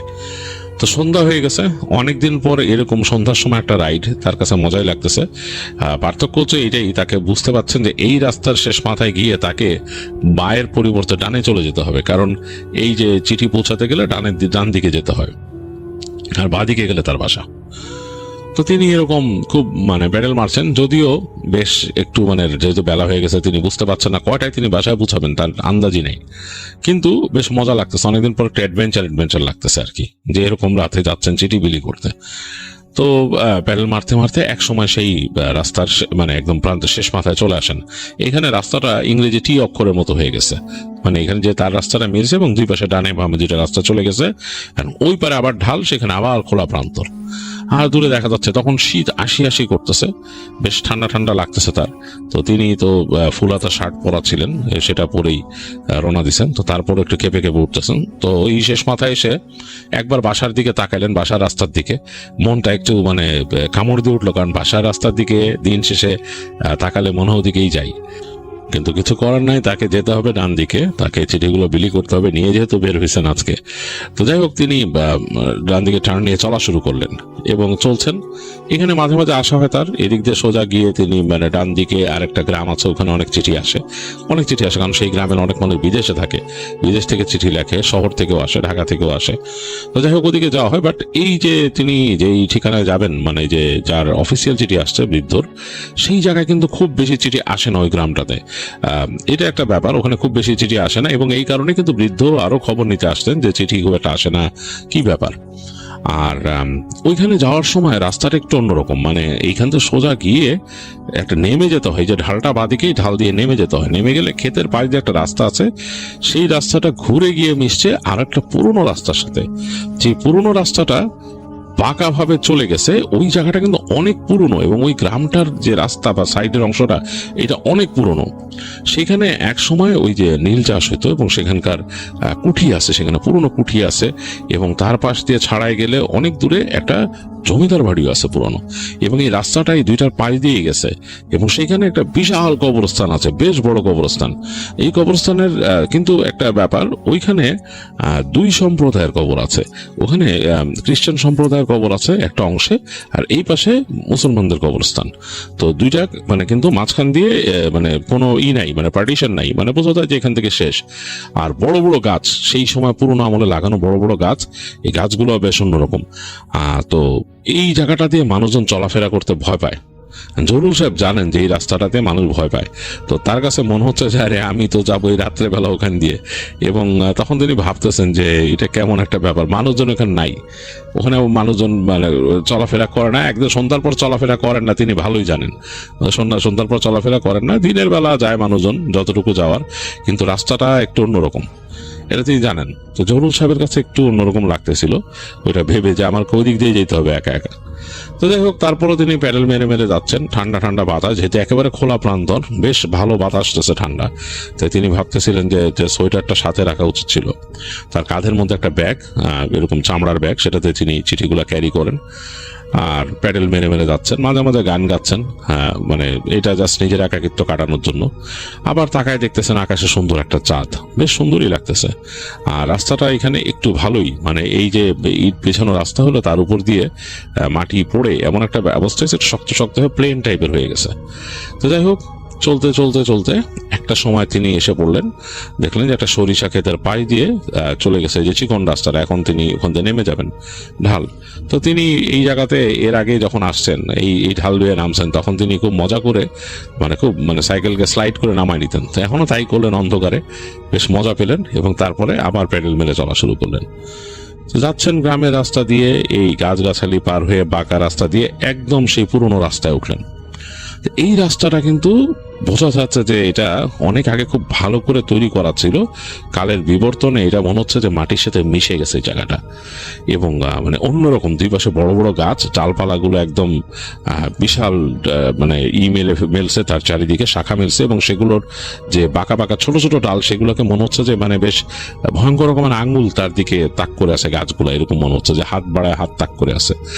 মানে ভয়ের মনে হয়। আর চাঁদের আলো পড়ে জায়গাটা কেমন যেন একটা ধূসর ভাব চলে আসছে। তো তিনি তাকাচ্ছেন, এই প্যাডেল মারতে মারতে একদম নীরব নিথর একটা পরিবেশ, শুধু ঝিঝি পোকার ডাকটা এমন ভাবে কানে এসে লাগতেছে বলার মতো না, মনে হচ্ছে খুব স্ট্রং কানের পাশে ঝিঝি পোকা ডাকতেছে। আর পুরনো জায়গা হওয়ার কারণে একটা ঠান্ডা, মানে ঠান্ডাটা মাটি থেকে উঠতেছে, এরকম একটা অবস্থা। যাক, জহুরুল সাহেব প্যাডেল মেরে যাচ্ছেন, তবে তার নাকে একটা জিনিস এসে বেশ বদল করতেছে, সেটা হচ্ছে যে তিনি বাজার থেকে বেরোনোর আগে তিনি দেখছিলেন যে বাসায় মশলা দরকার, এই কারণে তিনি কিছু আদা রসুন পেঁয়াজ কিনছিলেন। তো সেগুলোকে প্যাকেট করে রাখছেন তার পেছনের যে ওই ক্যারিয়ার আছে, ক্যারিয়ারের সাথে বেঁধে রাখছেন। তো এই মশলার গন্ধটা তার নাকে বেশ এসে লাগতেছে, মনে হয় পেঁয়াজ আর রসুনের গন্ধটা খুব বেশি স্ট্রং ভাবে লাগতেছে। তো যাই হোক, তিনি এরকম ব্যাটেল মেরে যাচ্ছেন। তো এক সময় শুরু হলো কবরস্থানটা শুরু হলো যে একটা বড় মোটা গাছের পাশ দিয়ে যাওয়ার সময় তিনি মানে একদম বাঁক নিয়ে ঢুকলেন, তখনই দেখলেন যে এই বড় বড় সারি সারি পুরনো টুমস্টোন ওখানে জেগে আছে। তো টুমস্টোন গুলোর পাশ দিয়ে তিনি যাচ্ছেন, এবং তার থেকে বেশি দূরে না, তার একটু পাশেই, মানে তিনি যাচ্ছেন যে ডান দিকে বেশ খানিকটা গিয়েই মাটি থেকে প্রায় ফুট 2 উঁচু পর্যন্ত লোহার গ্রিলের একটা ফেন্স, এবং এটা অনেক পুরনো তৈরি করা, মানে সেই আমলেই তৈরি করছে অনেক দিন আগে, পুরনো হয়ে গেছে লোহার। এটা তিনি দেখতেছেন যে অনেক দূর পর্যন্ত এটা গেছে, মানে অনেকটা দূর থেকে দেখে মনে হচ্ছে একটা রেল লাইনের মতো এরকম লাগতেছে। তো এটাই কিন্তু আসলে কবরস্থান আর রাস্তাটাকে আলাদা করছে দুইটার থেকে, কারণ কবরস্থান ঠিক রাস্তার লেভেলেই আছে, এটা কিন্তু উঁচু বা নিচু না, পাশাপাশি। এবং এই যে মোটা মোটা গাছের শেকড়গুলো চলে গেছে ওই গ্রিলের নিচ দিয়ে, তিনি দেখতেছেন তার কাছে একটু ডিফারেন্ট লাগতেছে। এবং তিনি জানেন যে এরপরে শুরু হবে হচ্ছে, এই অংশটা পার হয়ে গেলে ওই পাশে হচ্ছে মুসলিম গ্রেভইয়ার্ড, মানে মুসলমানদের কবরস্থান, এবং সেটাও অনেক দূর পর্যন্ত বিস্তৃত। পার্থক্যটা হচ্ছে যে এইখানে যেমন এই যে টুমস্টোন দেওয়া, ওখানে টুমস্টোন নাই। ওখানে বোঝা যায় যে মানে কবর আছে, আবার অনেক কবর অনেক পুরনো, সেখানে অনেক জায়গায় ওই যে বাঁশের বেড়ার মতো দিয়ে রাখছে, সেগুলো পূরণ হয়ে গেছে। তো যাই হোক, তার যতটুকু মনে আছে এটা, তবে আজকের পরিবেশটা ডিফারেন্ট। তিনি যখন এখানে আসছেন এর আগে তখন ছিল দিন, আর এখন রাত, চাঁদের আলো এসে পড়ছে বিভিন্ন জায়গায়, এবং কুয়াশাটা মনে হচ্ছে জ্বলতেছে এই চাঁদের আলোতে। তিনি একবার ভাবলেন যে এরকম রাত্রে আসাটা আসলে ঠিক হয় নাই, আমি কেউ নাই, মানে শুনশান। তো তিনি যাচ্ছেন সাইকেল চালায়। তো যখন কবরস্থানে মোটামুটি মাঝ পথে চলে আসছেন, এই সময় তিনি শিয়ালের ডাক শুনলেন। মনে হলো একটার পর একটা শিয়াল ডাকা শুরু করছে, মানে শিয়াল ডাকতেই আছে একটার পর একটা। তিনি চিন্তা করলেন, এটা কি প্রহর হলো শিয়াল ডাকার সময়? এই সময় তো শিয়াল এরকম ডাকে না, এখন তো মানে রাত এত গভীর হয়নি। তারপর তিনি ভাবলেন যে আসলে শিয়ালের ডাকের আবার কি টাইম, তার ইচ্ছা হয়েছে ডাকতেছে এরকম। কিন্তু তিনি অবাক হলেন যে শিয়ালের ডাকগুলো মনে হচ্ছে যে একটার পর একটা ডাকতেছে, আরো সামনে চলে যাচ্ছে তার সাথে সাথে। তিনি তো সাইকেল প্যাডেল করে যাচ্ছেন, মনে হচ্ছে অ্যালং সাইড, মানে তার পাশ দিয়ে যাচ্ছে জিনিসগুলা, তার পায়ে দিয়ে ডেকে ডেকে চলতেছে। এবং একবার তিনি খেয়াল করে ভয় পেয়ে গেলেন, কারণ কি তিনি তাকাইছেন ডান দিকে, তিনি তাকাইতেছেন, তার কিন্তু দুই পাশে কিন্তু গ্রেভিয়ার্ড কিন্তু এক সাইডে না, দুই পাশেই রাস্তার। তাকায় দেখলেন যে তার ডান পাশ দিয়ে এই অন্ধকারের মধ্যে, কুয়াশার মধ্যে দিয়ে চলতেছে শিয়াল, সেগুলো চোখ জ্বলতেছে এবং তাকে ফলো করে করে আসতেছে। কয়েকটা শিয়াল তিনি দেখতে পাচ্ছেন কুয়াশার মধ্যে দিয়ে, কারণ কবরস্থানের যে মাটির লেভেলটা সেখানে কিন্তু কুয়াশা হয়ে গেছে। ওই যে ফুট দিয়ে কুচু যে ফেন্স বা বেড়া, সেটা কাছাকাছি মাটি থেকে তার কাছাকাছি পর্যন্ত কুয়াশা। এবং এর মধ্যে দিয়ে তিনি হঠাৎ দেখলেন, কুয়াশা তো ছেড়ে ছেড়ে যায় কয়েক জায়গায়, এর মধ্যে দেখলেন তিনি শিয়াল কয়েকটা যাচ্ছে, চোখগুলো জ্বলতেছে, ভাটার মতো জ্বলতেছে, এবং তাকে তার পাশে ফলো করে যাচ্ছে। তিনি কেমন একটা শব্দ পেলেন, সরসর। তো বাদিকে তাকাইলেন, তিনি বাদিকে তাকায় দেখলেন, মানে এটা অটোমেটিকলি তার রিফ্লেক্সে তাকাইছেন, সেখানেও দেখলেন কয়েকটা শিয়াল তাকে ফলো করে চলতেছে, মানে তাকে ফলো করে দুই পাশ থেকে শিয়াল চলতেছে। তো জহুরুল সাহেবের আসলে বুকটা কেঁপে উঠছে। তিনি চিন্তা করতেছেন, আরে ভাই, এদিক দিয়ে যাচ্ছি, আবার এদিক দিয়ে ব্যাক করে আসবো কেমন রাত্রেবেলা, তার তো আবার ফিরে আসতে হবে এখান দিয়ে। ভয় লাগা শুরু করছে তার কাছে। এবং শিয়াল সাধারণত মানুষকে এইভাবে আক্রমণ করে না, ছোট বাচ্চা কাচ্চা দেখলে করে, বা এরকম একটা বয়স্ক পূর্ণাঙ্গ মানুষ সাইকেল চালা যাচ্ছে তাকে করে না। তো তিনি একটু মানে ভয় পেলেন, মানে বেশ ভয় পেয়েছেন উনি। ওনার কাছে, জহুরুল সাহেবের কাছে একটা ছুরি আছে, তার ব্যাগের মধ্যে একটা ছুরি আছে, একটা টর্চ লাইট আছে। তো ওইটাই হচ্ছে তার ভরসা, যে টর্চ লাইট আর ছুরি দিয়ে তিনি যতটুকু নিজেকে নিরাপদ রাখতে পারেন, কারণ তাকে সাধারণত রাত্রেবেলা এরকম বেরোতে হইতো না। তো যাই হোক, তারপর তিনি তাড়াতাড়ি একটু জোরে প্যাডেল মারা শুরু করলেন। তো প্যাডেল মারতে মারতে তিনি চলে আসলেন ঠিক ওই যে কবরস্থান যেখানে মানে আলাদা হয়েছে আর কি, দুইটা মানে আলাদা, মানে কি, মানে এটার পর থেকে আসলে মুসলিম অংশ কবর দেয়ার। তো ওইখানে তিনি যখন চলে আসছেন ঠিক কাছাকাছি, হঠাৎ করে অনেক ইট উড়ে আসলো তার দিকে। মনে হলো এক নাগাড়ে কেউ মনে করেন যে 10-20টা ছোট ছোট ইট একসাথে করে যে ছুঁড়ে মারে। প্রচন্ড জোরে উড়ে আসছে এবং তার মধ্যে দুইটা লাগলো তার ব্যাগে লেগে ভেঙে টুকরা টুকরা হয়ে গেল ইটগুলা। আর একটা গেল তার কানের পাশ দিয়ে, সে বুইং করে একটা শব্দ শুনলো একদম, মানে তার কানের পাশ দিয়ে হুইসেল কেটে ইটটা গেছে। তিনি বুঝতে পারলেন যে এরকম মানে একটা ইট গেছে এবং তারপরে আরেক ঝাঁক ইট উড়ে আসলো তার দিকে এবং এর মধ্যে কয়েকটা তার পায়ে লাগলো। তিনি প্রচন্ড ব্যথা পেয়েছেন পায়ে, যেগুলো লাগছে। মানে এত জোরে মারছে কেউ, মানে এত জোরে কিভাবে ইট মারে তিনি এটা বুঝে পারলেন না। ইট বলতে কি, এগুলা কিন্তু মাটির ঢেলাই, এখানকার যে গুঁড়া গুঁড়া ইট থাকে, মাটির গুঁড়া শক্ত হয়ে যায়, সেগুলা গুঁড়ে মারছে কেউ। তিনি মানে ভয় পেয়ে গেলেন, ব্যথাও পাইলেন। তিনি আরো জোরে প্যাডেল মারা শুরু করলেন।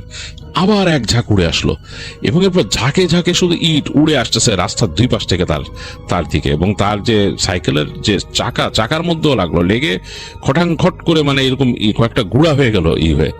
তিনি বুঝতে পারতেছেন তাকে কে ইট মারতেছে এবং তিনি ভয় পেয়ে গেছেন। ঠিক এই সময় বেশ কয়েকটা বড় ঢেলা উড়ে আসলো তার দিকে। এগুলো হচ্ছে এক একটা মুঠ হবে, মানে এক মানুষের, একটা বয়স্ক মানুষের একটা হাতের মধ্যে, অনেকটা টেনিস বল টাইপের সাইজের, এরকম কয়েকটা উড়ে আসলো। তার একটা লাগলো তার হাতের পাশে এবং খুব জোরে লাগলো, ঠাস করে লাগছে এবং তার শরীরে লেগে এটা ভেঙে গুঁড়া হয়ে গেছে। তিনি তার সাইকেল থেকে ব্যালেন্স হারায় পড়ে গেলেন এবং দেখলেন তার আশেপাশে তখনও ইট পড়তেছে, ঠাস ঠাস করে, মানে এদিক ওদিক পড়তেছে, রাস্তার মধ্যে পড়তেছে, মনে হচ্ছে গাছের উপর থেকে ইট মারতেছে কেউ, এরকম অবস্থা। তিনি মানে এত ভয় পেয়েছেন বলার মতো না, তার মুখ শুকায় গেছে। তিনি মাটিতে যে পড়ছেন, যে তিনি আর উঠে দাঁড়ান নাই, তিনি দুই হাত দিয়ে জাস্ট এরকম করে উঁচা করে দেখতেছেন এদিক ওদিক, যতটুকু দেখতে পারতেছেন চাঁদের আলোতে। তো তিনি দ্রুত ভাবলেন যে আমার ফ্ল্যাশ লাইটটা বের করা দরকার, এই চাঁদের আলোতে আমি ভরসা করে থাকতে পারবো না। দ্রুত তিনি তার ব্যাগটাকে কাছে টানলেন, ব্যাগটা কাঁধেই ঝুলানো ছিল, পড়ে গেছেন যখন তখন পাশে হয়ে গেছে, টেনে সরায় তিনি ব্যাগের ভেতরে জাস্ট হাত ঢুকালেন, চেন খুলে, জিপার খুলে। তো ঘুরে তিনি ফিল করলেন যে তার ফ্ল্যাশ লাইটটা আছে, স্টিল বডি ফ্ল্যাশ লাইট, বড় বেশ, 3টা ব্যাটারির।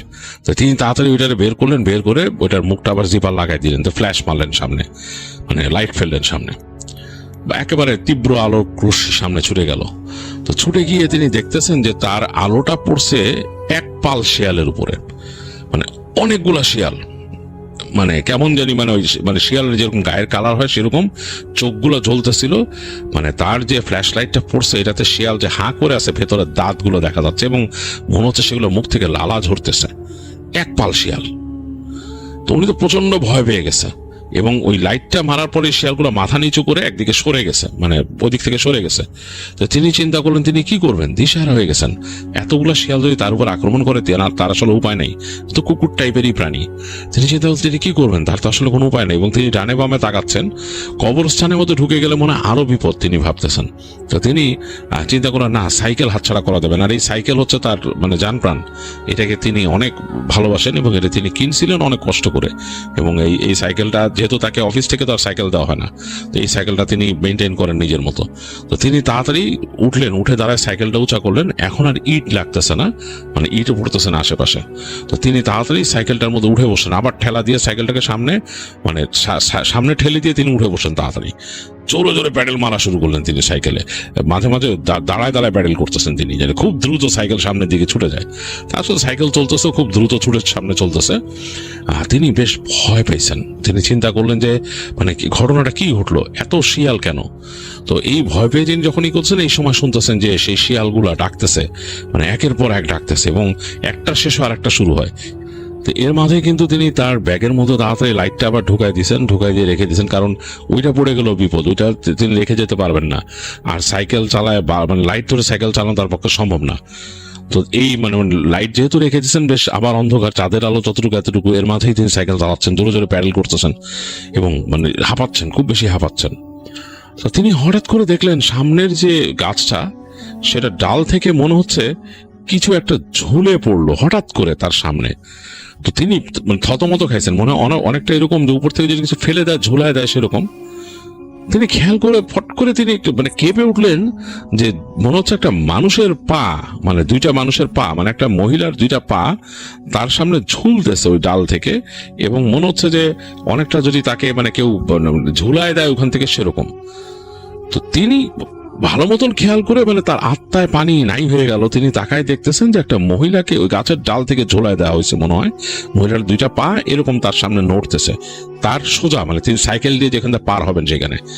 এবং তিনি কিছু ভেবে ওঠার আগে মানে কয়েক সেকেন্ডের মধ্যে একদম পাটার কাছে চলে আসছেন এবং তিনি একই সাথে খেয়াল করলেন যে সেই মহিলার থেকে আরেকটু দূরে ওই শিয়ালের পাল দাঁড়ায় আছে দল বেঁধে। তো জহুরুল সাহেব আসলে মানে এত ভয় পাইছেন, কিং কর্তব্য বিমূঢ়, তার আর হয় নাই। তিনি মহিলাটার ওই পায়ের কাছে এসে মানে তিনি যে পায়ের সাথে যার বাড়ি না লাগে তিনি নিজেই সাইকেলটা কাত করে ফেলে দিলেন। তো নিজে ধাস করে পড়ছেন সাইকেল থেকে, সাইকেল ছেঁচড়ায় গেছে একটু দূর, নিজেও ছেঁচড়ায় গেছেন একটু সামনে।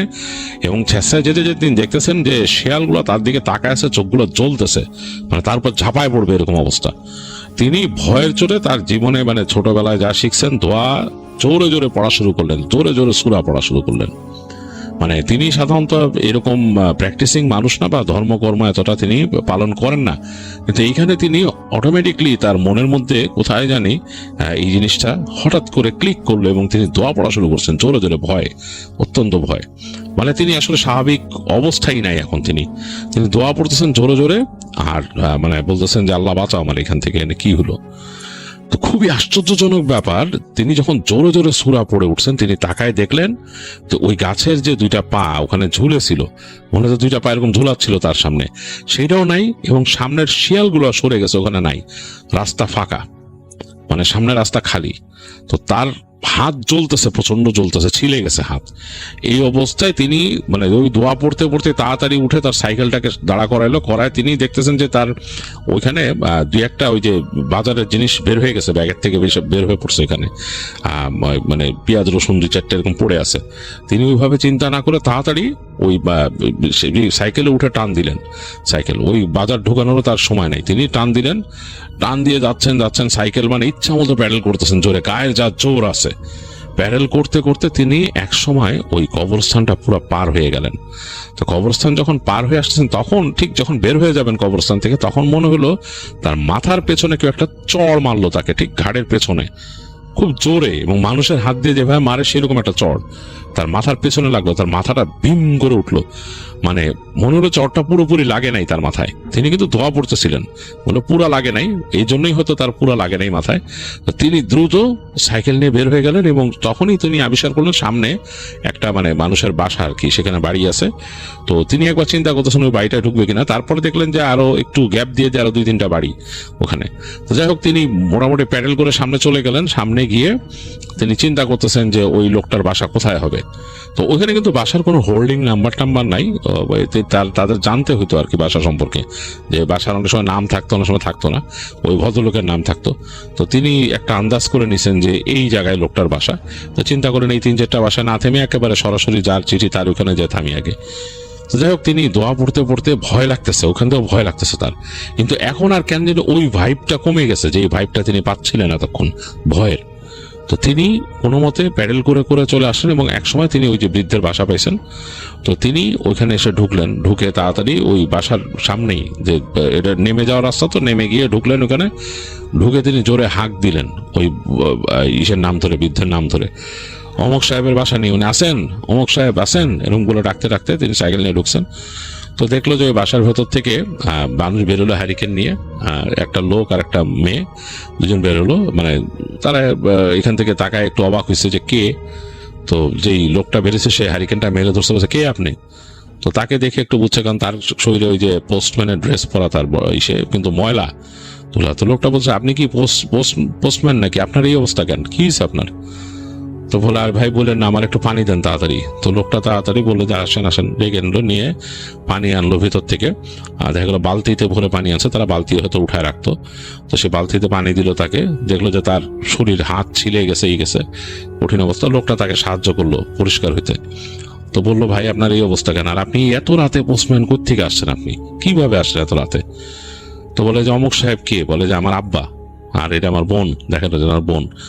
তো বলে আপনার আব্বা কই, বলে আছে আব্বা শুয়ে পড়ছে, শরীরটা ভালো না তো এই। তো বলে আপনার আব্বারে কথা দিয়েছিলাম যে আমি তার এই কাগজ আসলে আমি নিয়ে আসবো, এর জন্যই আজকে বেরোলাম আমি। আসলে বেরিতে যে আপনাদের এইখানে রাস্তাটা কবরস্থান, এখানে আসতে যে একটু সমস্যা হয়েছে। লোকটা বলে ভয় পাইছেন, বলে যে ভয় পাইছি মানে মনে হলো যে আমাকে আক্রমণ করছিল। হ্যাঁ, ওইখানে ওই জায়গায় মানুষ বলে যে বন্য শিয়াল আছে ওই জায়গায়, এবং এই শিয়ালগুলো অন্যরকম, এগুলা মানুষরা ধরে। আপনি কখনো যদি আমরা জানতাম বা আমার আব্বাও জানতো আপনি রাত্রে আসবেন, আপনার না করতে আসতে, এখানকার বন্য শিয়ালগুলা কোনো মানে দেখে না, মানুষ দেখলে মানুষরা আক্রমণ করে রাত্রেবেলা। তো তখন এই জহুরুল সাহেব বলে যে আসলে শুধু যে শিয়াল দেখছি তা না। বলে কি বলে এরকম এরকম? বলো বুঝছি ওই জায়গা খারাপ, আপনার এরকম কেন? সবাই অবশ্যই এরকম ধরে না, শিয়াল ধরে অনেক সময়, বাট এরকম ধরে না। মানুষ আক্রমণও করছে, শিয়াল মানুষ আহত হয়েছে, এরকম হয়েছে। তারপর একটা ছোট ছেলের একবার নিয়ে চলে গেছিল ওদিক থেকে, মানে সেই ছেলের বয়স 13-14 বছর, ওরা নিয়ে গেছিল ওদিক থেকে সন্ধ্যার সময়, শিয়াল মানে আক্রমণ করে নিয়ে গেছে এরকম।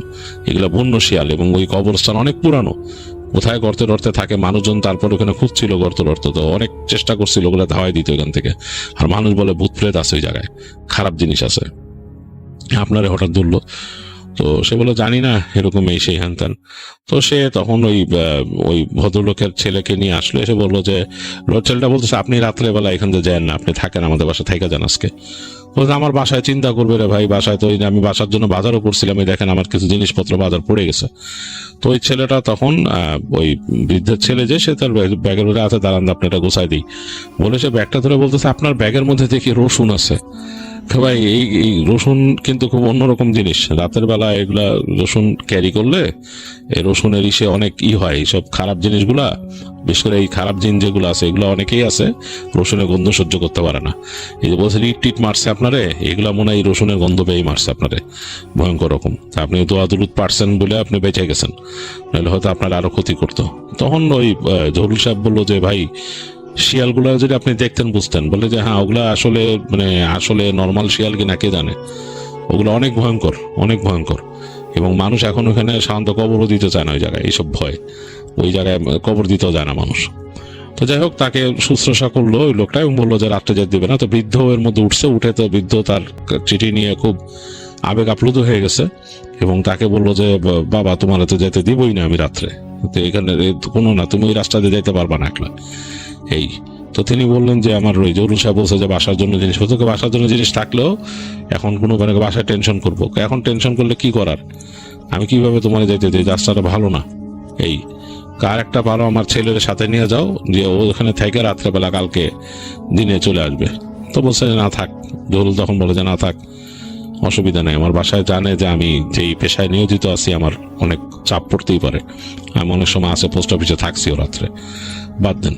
তো যাই হোক, জহুরুল যখন ওই বাসায় থেকে যায়, তারা ওই দিন ভালো রান্না বাড়া করে জহুরুলকে মানে তারা আপ্যায়ন করে, এবং তিনি ওই রাত্রে ওই বাসায় ছিলেন। তারা অনেক জহুরুল ওখানকার নাকি অনেক গল্প শুনে আর কি ওই এলাকা নিয়ে, এবং ওই যে কবরস্থানটা ওখানে যে নীলকুঠি ছিল ওখানে মানে খুব অন্যরকম ব্যাপার স্যাপার ছিল, এবং এইসব কারণেই নাকি ওখানে এই ধরনের অতিপ্রাকৃত জিনিস প্রায় ঘটতো।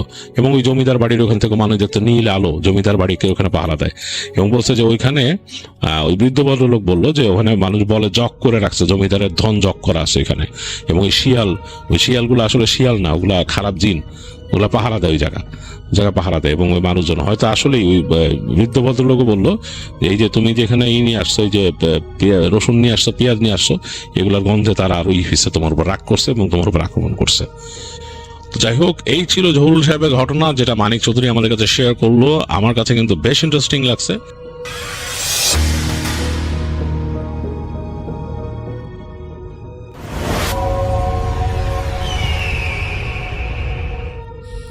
হ্যালো লিসেনার্স, হ্যালো রাসেল ভাই, আসসালামু আলাইকুম। আশা করি সবাই ভালো আছেন আর ভালোর দলেই আছেন। আমার নাম রিপন, আমি লালমাট থেকে বলতেছি। আজকে যে ঘটনাটা আমি আপনাদের মাঝে শেয়ার করব, আশা করি এই ঘটনাটা আপনাদের অনেক ভালো লাগবে। তো আমি কোনো কথা নয়, সরাসরি ঘটনায় চলে যাচ্ছি। তো এই ঘটনাটা আমার কাছে শেয়ার করেছেন, তার নাম হলো আরিফ। আর আরিফের বাড়ি হচ্ছে কুড়িগ্রামে। কুড়িগ্রাম হচ্ছে ভুরিঙ্গামারি কুড়িগ্রামে। তো সেখানকার সে একটা ঘটনা আমাকে শেয়ার করেছেন। তো আরিফ এবং তার বন্ধুরা সবাই সবসময় আড্ডা দিত। তো ওদের একটা আড্ডার একটা স্থান আছে, ওরা একটা দোকানে আড্ডা দিত। ওদের পার্শ্ববর্তী একটা বিলের উপরে একটা দোকান আছে, সেখানে তারা হলো নিয়মিত আড্ডা দেয়। তো আরিফ হলো ওর বন্ধুদের সাথে আড্ডা দেওয়ার সময় ওর একটা বন্ধু, তার নাম হচ্ছে রাকিব এবং হলো জুয়েল, দুইজনে হলো কথা বলতে বলতে এক সময় তারা আসলে ওই ভৌতিক বিষয়গুলো নিয়ে কথা বলে। তো ভৌতিক বিষয় নিয়ে কথাগুলো বলতে বলতে তারা একটা জিনিস করে ফেলে, সেটা হচ্ছে যে ওই জোয়েল হলো রাকিবকে বলে যে তোর যদি এতই সাহস, মানে এখানে আসলে কথা বলতে বলতে রাকিব খুবই সাহস দেখাচ্ছিল যে ওর অনেক সাহস এটা বলতেছিল। তো জুয়েল বলে যে তোর যদি এতই সাহস, তুই একটা কাজ করতে পারবি, তুই আমার সাথে বাজি ধর, তুই হলো ওই শ্মশান থেকে কি শ্মশানে মাটি নিয়ে আসতে পারবি? যদি এটা পারিস তাহলে আমি বুঝতে পারবো যে তুই অনেক সাহস। তো ওই রাকিব বলে যে আচ্ছা ঠিক আছে, আমি নিয়ে আসবো, তো কত টাকা বাজি লাগবে বল। তো হলো এখানে রাসেল ভাই ওই জুয়েল বলে যে আচ্ছা ঠিক আছে, তোর সাথে 500 টাকা বাজি। তো রাসেল ভাই এই ঘটনাটা যেহেতু আজ থেকে প্রায় 15 বছর আগের হবে, তো আজ থেকে 15 বছর আগে কিন্তু 500 টাকা মানে কিন্তু অনেক টাকা। তো ওদের বয়স তো বেশি ছিল না, ওদের বয়স ছিল 12 থেকে 15 বছর। তো এই 15 বছর আগে ওই টাকাটা আজকের সেই সময়কার 500 টাকা আজকের প্রায় যদি আমরা 5,000 টাকা বলি, সেটা কিন্তু অ্যাডজাস্ট হবে। সেই সময় 500 টাকার মূল্য কিন্তু অনেক ছিল। তো রাসেল ভাই এখানে ওই ওদের দলে আর কি আরিফও যোগ দেয়, এবং আরিফও হলো ওই জুয়েলের সাথে যোগ দেয় যে হ্যাঁ, তোর যদি খুবই সাহস থাকে, তুই ওই শ্মশানে যে যদি একদলা মাটি নিয়ে আসতে পারিস, তাহলে বুঝবো যে হ্যাঁ তুই অনেক সাহসী। তো রাকিব আসলে মনে বরাবরই একটু সাহসী প্রকৃতি ছিল, এবং সে রাজি হয় যে হ্যাঁ ঠিক আছে, আমি হলো তোদেরকে নিয়ে এসে দেখাবো যে আমি কতটা সাহসী। তো রাসেল ভাই এখানে হলো আরিফ এবং জুয়েল ওই রাকিবকে শর্ত দেয় যে যে কোনো দিন গেলে হবে না, তোকে যে অবশ্যই যেতে হবে অমাবস্যা রাতে। তো রাকিবও হলো বলে আচ্ছা ঠিক আছে, সমস্যা নেই, অমাবস্যা রাতে হোক আর যে কোনো রাতে হোক আমি যাব, তোদেরকে আমি নিয়ে এসে দেখাবো, কোনো সমস্যা নেই।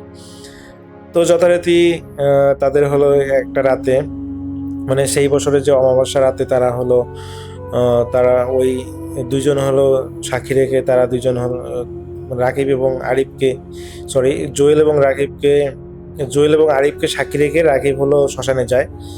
তো তারা হলো শ্মশানে যাওয়ার আগ পর্যন্ত মানে পিছু পিছু নিয়ে তারা দেখিয়েছিল যে হ্যাঁ সে সত্যি সত্যি শ্মশানে গিয়েছে। কিন্তু অমাবস্যার রাতে রাসেল ভাই শ্মশানের কাছাকাছি যাওয়া কিন্তু যে কারোর জন্য আসলে একটা দেখা যায় যে ভৌতিক ব্যাপার স্যাপার তো ঘটেই। তো তারা দুইজন আসলে দূর থেকেই দেখেছিল যে সে হ্যাঁ শ্মশানের দিকেই যাচ্ছে। তো তারা ভেবে নিয়েছিল যে তারা আসলে বাজিতে হেরে গেছে। তো রাসেল ভাই এইদিকে রাকিব হলো সেই শ্মশানের দিকে যায়, এবং যাওয়ার সময় তার কাছে কোনো কিছুই মনে হচ্ছিল না, একদম সবকিছুই স্বাভাবিক। তো সে সুন্দরভাবেই শ্মশানে যায়, এবং সে শ্মশানে যাওয়ার পর একটা জিনিস উপলব্ধি করে, সেটা হলো যে সেই শ্মশানের পরিবেশটা একদম থমথমে, এবং এখানে একটা তীব্র একটা গন্ধ পাচ্ছে। তো গন্ধটা হলো একটা সদ্য মানুষকে যদি পোড়ানো শেষ হয়, একটা মানুষ শ্মশানে পোড়ানো শেষ হলে যেরকম একটা উৎকট একটা গন্ধ থাকে, সে এই গন্ধটা পাচ্ছিল। কিন্তু রাসেল ভাই রাকিবের স্পষ্ট মনে আসছে যে এই শ্মশানে গত 1 মাস কি 2 মাস ধরে কোনো ধরনের মানুষ পোড়ানোই হয়নি। তাহলে এখানে এই ধরনের মানুষ পোড়া গন্ধ পাচ্ছে, মানে এই বিষয়টা রাকিবকে ভাবায় যে আজকে বা হলো গত 1 সপ্তাহ বা গত 1 মাসে কোনো ধরনের মানুষ পোড়ানো হয় নাই, অথচ সে মানুষ পোড়ার গন্ধ পাচ্ছে। তো যেহেতু সে বাজিলে ধরেছে, সো এখানে আসলে তাকে ফিরে যাওয়ার কোনো উপায় নেই, নাহলে তাকে একটা বিশাল অঙ্কের টাকা দিতে হবে। তো রাসেল ভাই সে কি করে, ওই শ্মশানের মধ্যে যায়, মানে যেখানে আর কি মানুষ নিয়ে আগুনে নিয়ে পড়ায়।